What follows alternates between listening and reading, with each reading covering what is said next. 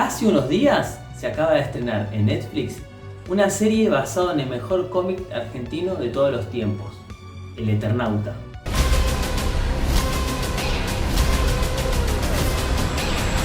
Hay algo más.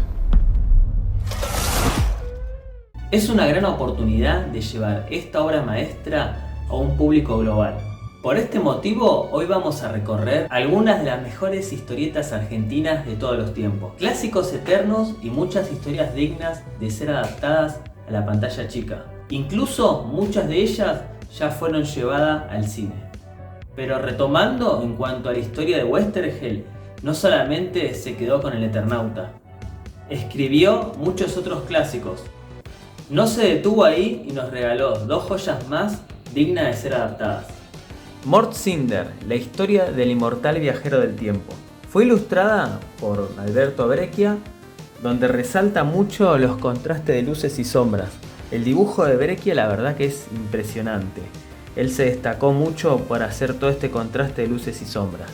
El Mort Cinder cuenta la historia de un anticuario londinense que se llamaba Ezra, que sería esta persona que está acá, que el destino lo lleva a conocer a Mort Cinder. Mort Cinder sería un hombre eterno que fue muerto y resucitado varias veces, lo que le permitió estar presente en muchos momentos significativos de la historia de la humanidad.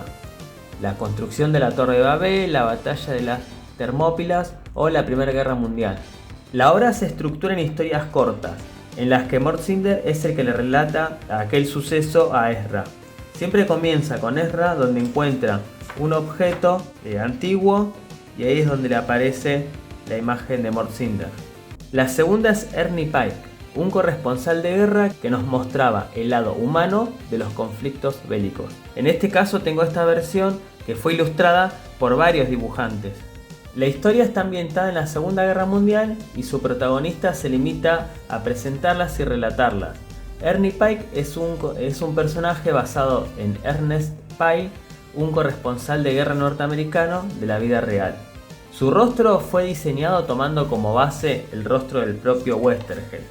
Se concentra en relatar historias trágicas de los soldados, generalmente malentendidos o desencuentros que acaban mal. Personajes que pierden la razón, que matan a sus amigos por error o por creer erróneamente haber sido traicionados, que buscan ser asesinados de una forma para evitar morir de otra más horribles. Todas historias trágicas que trataban de mostrar el lado más oscuro de la guerra, no glorificarlo. Incluso después hizo una versión de la guerra de Vietnam. Esta versión de acá es de un artista muy bueno que se llamaba Juan Jiménez, que más adelante vamos a hablar un poco de su obra. En los años 70 y 80 surgieron muchas historietas que reflejaban las tensiones políticas de la Argentina de esa época. Muchas eran publicadas mensualmente en la revista Fierro y se iban publicando por capítulos. En ese auge de grandes artistas e historietistas de esa época hay uno que a mí me gusta mucho y es Horacio Altuna. Pueden observar que yo soy gran fanático de la obra de Altuna. Tengo casi todos los cómics, pero vamos a ver solamente algunos de ellos. Incluso tengo la suerte de tener uno de sus dibujos originales. Altuna brilló mucho en lo que era con su compañero Carlos Trillo, que era el encargado de realizar los guiones, y Horacio Altuna era el encargado de poner en escena aquella historia. Según Altuna, él también fue parte de los guiones, porque lo que buscaban era un ida y vuelta. Los dos artistas buscaban crear el guión, y bueno, en base a eso Altuna después realizaba las historietas. Tengo que censurar una parte porque Altuna se destacó mucho en dibujar mujeres. Era uno de los artistas argentinos que mejor dibujaba a las mujeres. Incluso en una de sus grandes sagas, El Loco Chávez, él realizó un personaje que se llamaba Pampita. De hecho, este libro está dedicado a Pampita, donde todo el mundo consideraba el personaje femenino más atractivo del mundo de la historieta. El Loco Chávez fue una tira que se publicó en Clarín, que era de manera diaria, y bueno, contaba la historia de Chávez, que era un reportero de un diario, y lo que hacía era buscar notas. Al principio era tratado de un forma más de aventura, más tipo de misterio. Después lo fueron llevando más para el lado cotidiano, como para un lado más romántico incluso, pero siempre tomándolo del lado más cómico. Podemos ver que Loco Chávez fue una gran historia acá argentina, que incluso intentó ser adaptada a una serie de televisión, pero que fracasó. La serie de televisión se iba a llamar Las Aventuras de Loco Chávez y fue transmitida por Canal 11. No sé cuántos capítulos llegaron a exhibirlos, pero la verdad que no consigo imágenes de aquella serie. Por otro lado, otra de las grandes historias de Altuna junto a Carlos Trillos fue Las Puertitas del Señor López. En este caso sí realizaron una película. La galletita de Salgado en la fiesta. Lo tendremos informado. Muy bien, Que fue actuada por Katy Aleman, Darío Grandinetti, Hugo Arana, muchos artistas conocidos. Lo que cuenta Las Puertitas del Señor López sería un hombre medio pusilánime que no se anima a nada y que toma coraje metiéndose en puertas de baño, donde ahí es trasladado a otro mundo ficticio donde trata de resolver un conflicto que tiene que ver con el que se produjo en la vida real, pero que nunca logra resolverlo. O sea, siempre termina mal, tanto la historia de fantasía como la historia real. Y bueno, esta historia, cuando fue publicada originalmente, tenía un lado, que se refería a la política argentina, porque era básicamente como que las personas nos podíamos enfrentar a los problemas que teníamos en la sociedad. Después tenemos otra historia buenísima de Trillo y Altuna, que también la tengo que censurar, que se llamó Merdichesky, escrita también por Trillo y dibujada por Altuna. La historia de Merdichesky es un poco más general, ¿sí? Más común. No sé si es digna de ser adaptada, pero la verdad que a mí me gusta porque es cómica y se basa en los policiales norteamericanos. Sería como una mezcla de Sérpico con Woody Allen, así lo definen los artistas, porque Merdichesky es un detective judío en pleno Nueva York, donde todo el mundo lo discrimina, y él trata de ser honesto, pero no le va muy bien. Y sería como una película de Woody Allen, es muy cómica y la verdad que está bastante buena. No voy a poder mostrar todos los capítulos porque esta revista fue publicada en una revista que ya era para un público adulto, estaba orientado a un público adulto y mostraban mujeres desnudas. De hecho, hay una pequeña historia que se publicó en la revista Sexo Humor en Argentina que tiene más imágenes de contenido erótico, pero lo que tenía de bueno Trillo y Altuna que siempre lo llevaban a un lado cómico que era muy gracioso. Así que este tipo de historias no son para chicos, son para un público adulto, pero siempre no dejan de ser historia. Tienen un buen guión donde se desarrolla la historia fantásticamente y de hecho Altuna trabajó para la revista Playboy, pero de esas no voy a hablar porque si bien tenían una historia cada capítulo, esas historias sí eran más eróticas y la verdad que no son de gran calidad como lo que yo quiero mostrar en este video. Las que yo considero que son sus obras maestras y que son dignas de ser adaptadas son estos 4: Chances, Imaginario, El Último Recreo y Ficcionario. Voy a comenzar con El Último Recreo, que por ahí puede ser su obra un poco más llamativa y que fue escrita también junto a Carlos Trillo. Podemos ver que la ilustración de Altuna es impecable, fíjense cómo está representada toda la ciudad esta futurista. La verdad que el detalle que él ponía en sus obras es magistral. Y estas 4 historias ya tienen en cuenta el futuro y la ciencia ficción. Por ahí El Último Recreo costaría un poco más adaptarlo, porque la historia se centra en una tercera guerra mundial donde tiran una bomba atómica en la cual hay un gran resplandor y aquellas personas que llegan a la edad adulta donde tienen hormonas y deseos sexuales mueren a causa de ese virus y solamente quedan vivos los nenes y los niños. Todas aquellas personas inocentes y que todavía no están desarrolladas sexualmente. Entonces toda la historia se ve reflejada por parte de los chicos. Por eso costaría llevarla al cine o a la televisión, porque básicamente son todos chicos los que están acá. ¿Y qué termina pasando? En esta ciudad donde solamente está gobernado por los chicos, ellos mismos se terminan convirtiendo en los adultos, ¿sí? Terminan robando, terminan asesinando a otros chicos, terminan siendo déspotas, ¿sí? Por ahí hay uno que era hijo de policías y el único que tiene un arma. Entonces, bueno, lo que hace es ser como un dictador, ¿sí? Entonces la verdad que la historia está bastante buena porque te muestra cómo los chicos que son inocentes, al tener que adaptarse por ellos solos y por ellos mismos en la sociedad, se terminan convirtiendo como los adultos.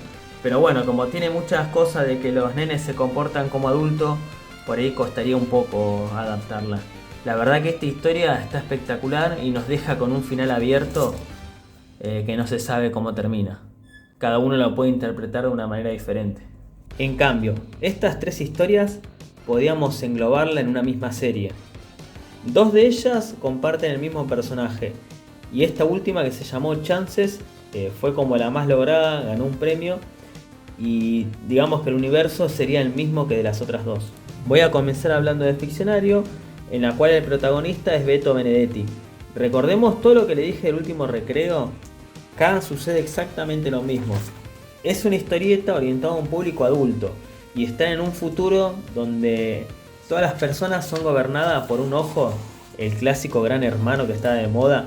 Recordemos que esto sucede después de la dictadura en nuestro país, entonces como que muchos artistas representaban ese control a través de sus obras. Ya tenían más libertad para representarla.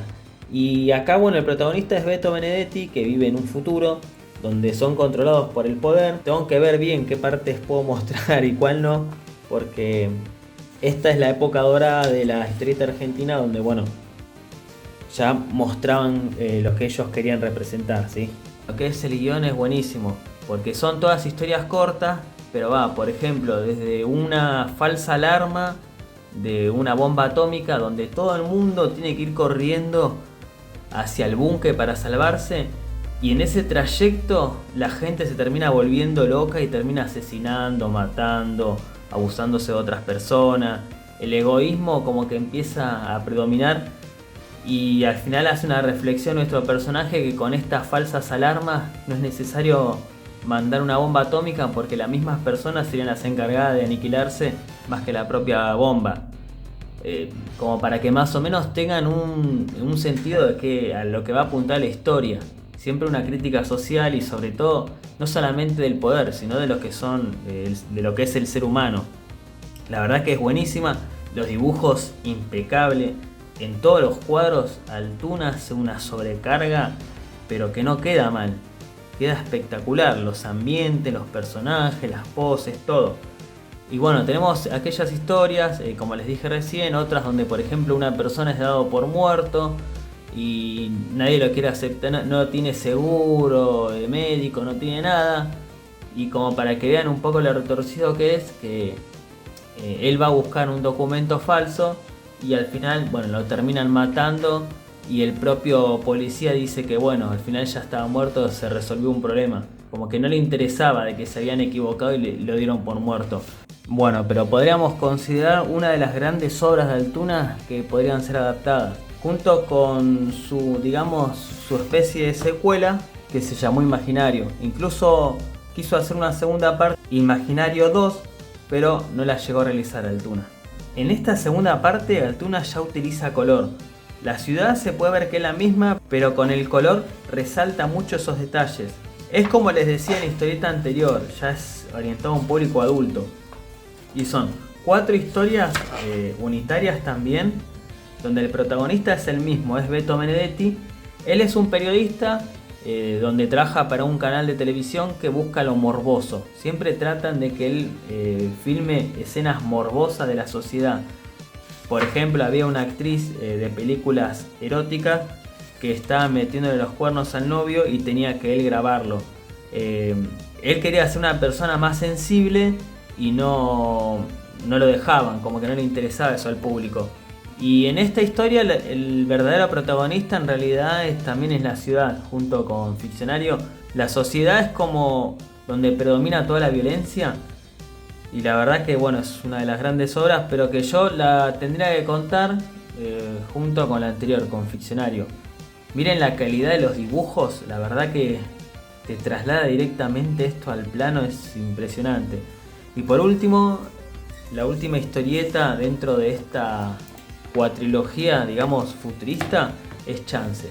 Con Chances, Altuna ganó un montón de premios. Acá la ciudad es la misma que la anterior, pero ya el protagonista es otra persona. En este caso, lo mismo, los dibujos son igual que los anteriores, orientado a un público adulto, así que por eso no puedo mostrar mucho. Pero en este caso el protagonista se escapa de un centro donde lo que hacían era clonar a personas adineradas y los tenían ahí en una cámara o como presos, digamos, hasta que la persona que pagó por ese clon suyo necesitaba un órgano. En esta historia, la verdad que tienen que leerla porque el protagonista va haciendo todo un proceso de ser una persona inocente a estar en la ciudad esta futurista y bueno, se termina convirtiendo en lo mismo que son los personajes que habitaban ahí. O sea, está buenísima, los dibujos a su estilo máximo, podemos ver, la verdad que el dibujo de Altuna para mí es espectacular, más cuando trabajaba con acuarela como acá. Y la verdad que estas tres historias podríamos englobarlas así en una sola, ya que digamos muchas historias son cortas y se podría hacer una buena adaptación televisiva o aunque sea una buena película. Podemos ver acá cuando el protagonista llega a su punto máximo de quiebre, donde ya no aguanta más, porque es producto de la sociedad, termina siendo drogadicto, termina robando, se termina convirtiendo en aquello que él no quiere ser. Podríamos terminar con Altuna diciendo que es uno de los grandes historietistas de nuestro país. La verdad que casi todas sus obras son dignas de leer y bueno, hay mucho material que todavía puede ser adaptado. Y hablando de artistas descomunales que sobre todo representaban la ciencia ficción extraordinariamente, no podemos dejar de hablar de Juan Jiménez. Nacido en Córdoba, él era uno de los grandes maestros del dibujo argentino. Se especializó mucho en lo que es la ciencia ficción. Incluso se mudó a Europa, donde trabajó realizando portadas de varios videojuegos. Acá tengo algunas de él. Él realizó más historias sobre todo en lo que es Europa. Incluso trabajó con Jodorowsky, un gran cineasta, al realizar La casta de los metabarones. Esta historia no la tengo completa. Está todavía como en un futuro, pero lo poco que leí la verdad que me encantó. Y se llama Basura. Fue escrita por Carlos Trillo y dibujada por Juan Jiménez. El dibujo futurista de Jiménez es espectacular. Él todo lo que es ciencia ficción lo hace de manera magistral. Podría haber sido la verdad que uno de esos concept art que trabajó o que podría trabajar para la Guerra de la Galaxia o todo ese cine hollywoodense, porque la verdad que la puesta en escena que él hace futurista es espectacular. No sé si hay otro artista como él. Basura es una... Bueno, no la leí toda porque no la tengo completa.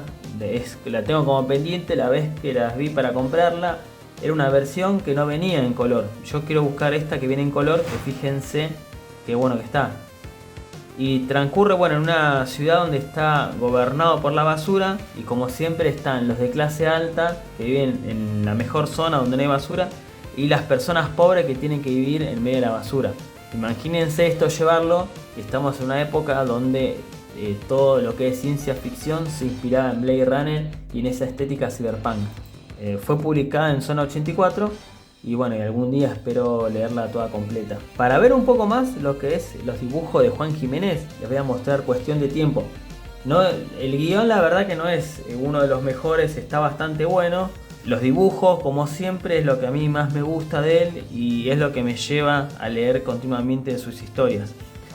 Más que nada esto es para que vean, porque son historias cortas. La verdad que cuando son historias cortas es como que más complicado llevarla o hacer una adaptación si no hay una que pegue bien fuerte.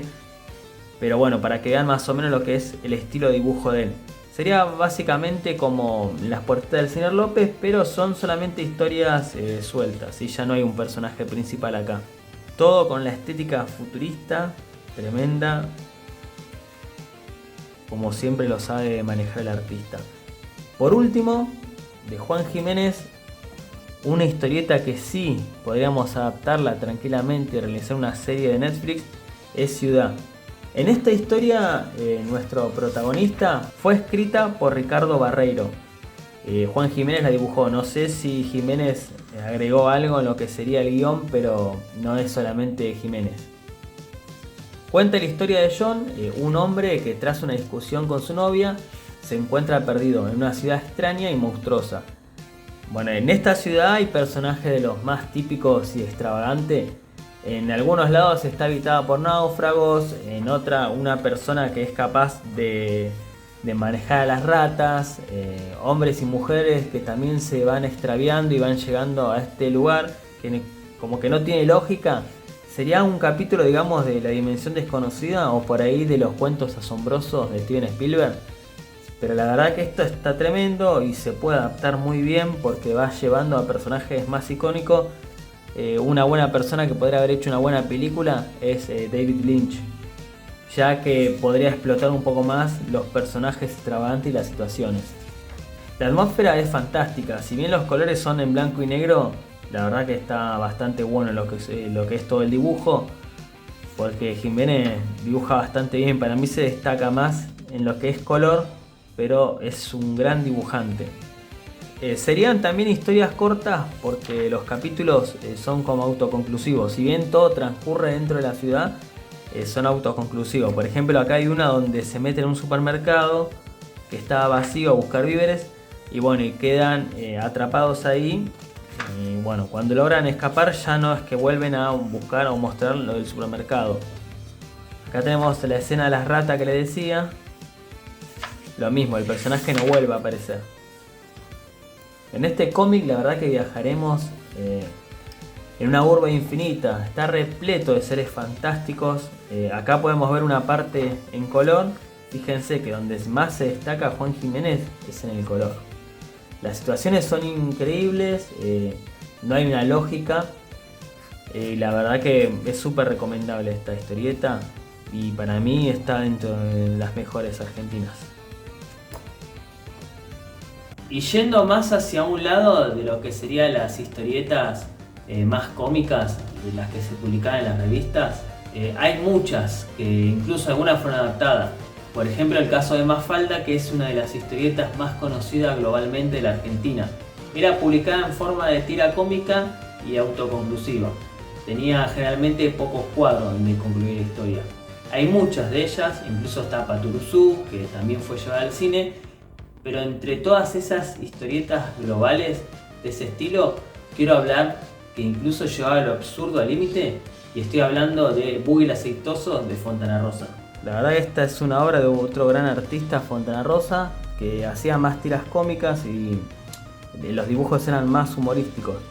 La verdad que Buggy el Aceitoso es como una crítica a los mercenarios, crítica todavía a lo que sería el racismo, porque creo que realizaron una película, no sé si es oficial, pero la verdad que es buenísima, es con un tono más cómico, ya que de por sí la verdad Fontana Rosa se destacó mucho en lo que es la comedia, y las historias de Fontana Rosa también son muy buenas. Recordemos que es el creador de Inodoro Pereira, también otro gran personaje. La verdad que Buggy el Aceitoso, cuando lo leí por primera vez, si bien ya era conocido, yo lo leí tarde, me causó bastante gracia y es buenísimo el personaje. Se merecería una buena película. Y bueno, el personaje sí tendrá que ser más animado, porque la verdad que llevar esto a lo que es carne y hueso por ahí puede resultar un poco más chocante, porque lo que hacía Fontana Rosa es buscar esa crítica social del racismo, de lo que sea el mercenario, ¿sí? Sería como un antihéroe. Una historieta súper recomendada, como ya le dije anteriormente, junto a Mafalda y Paturuzito. Vamos a cerrar este viaje con algo más salvaje y extravagante. Podríamos decir un poco más extremo. El Cazador, creado originalmente por Jorge Lucas. En los 90, cuando el cómic argentino se encontraba en crisis, apareció este héroe nacional que dio una vuelta al paradigma clásico. El último cómic de nuestro país, digamos, más relevante. El Cazador duró varios años y la verdad que nos acompañó en la adolescencia de muchos treintañeros o cuarentones. Yo lo conocí siendo adolescente y la verdad que la historia era para un público más adulto. En esa época causaba un poco más de gracia. Y bueno, el Cazador surge de Jorge Lucas, que él creó el personaje en un fanzine. Y después, bueno, gracias a Ediciones de la Urraca, pudo lanzar la historieta del Cazador. Los primeros números fueron hechos por Jorge Lucas, Ariel Olivetti, otro gran dibujante argentino, Claudio Ramírez y Mauro Casioli, que es un dibujante espectacular. Bueno, el cazador es una especie de antihéroe. Supuestamente él es inmortal. En un momento, no me acuerdo si en el primer capítulo, porque lo leí ya hace mucho. Los primeros capítulos son en blanco y negro, ya lo pueden observar, ¿sí? Y después pasaron al color. En este momento la historieta argentina está en crisis ya. Muchos artistas se fueron al exterior y empezaron a publicar allá. Como ya les mostré, las historietas de Juan Jiménez y Altuna, muchas eran publicadas en Zona 84, que eran revistas europeas, españolas. Bueno, y acá en Argentina surgió El Cazador, que también era más humorístico. Sería una especie de Lobo, digamos, la estética de Lobo, pero más cruda y un poco más humorística, más paródica, digamos. Al principio, él es un antihéroe. Siempre, se mete en los problemas, pero él nunca busca solucionarlo. Es un poco más salvaje y, un poco más brutal esta historieta. En un principio no era tan exagerado, el morbo siempre estuvo, pero lo que hizo después El Cazador fue incluirlo más en lo que sería comedia y parodia.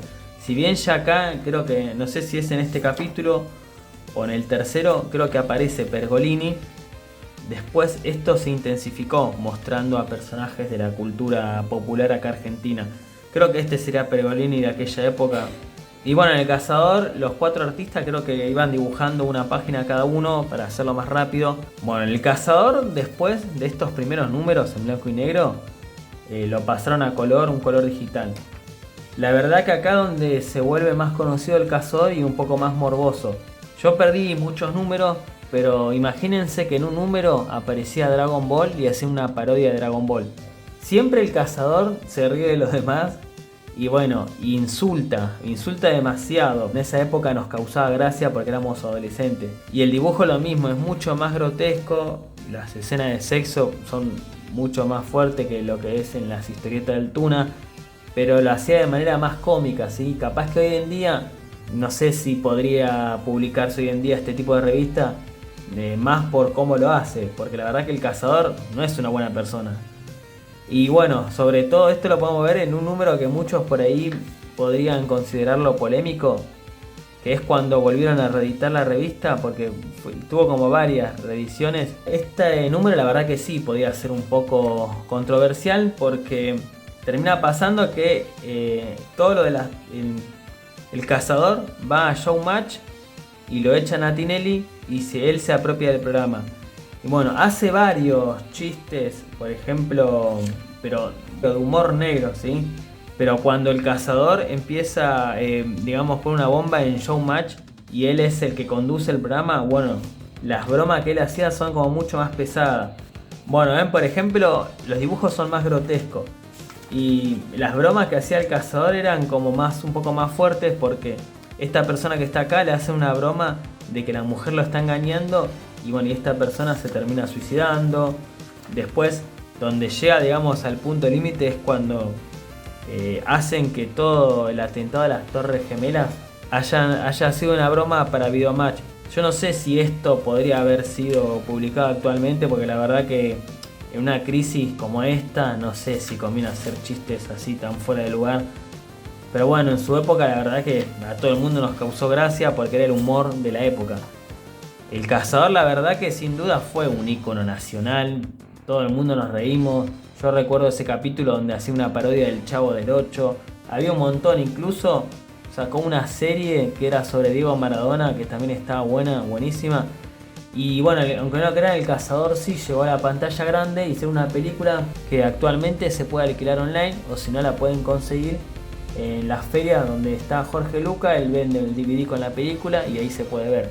Pero El Cazador, si bien es un ícono nacional, ya tuvo una película. La verdad que es una saga que estaría bueno que la retomen. Acá hay un número que creo que relanzó Jorge Lucas posteriormente. Y acá lo pueden ver firmado. Y vuelve a lo que sería el blanco y negro. Y El Cazador sí es un ícono nacional.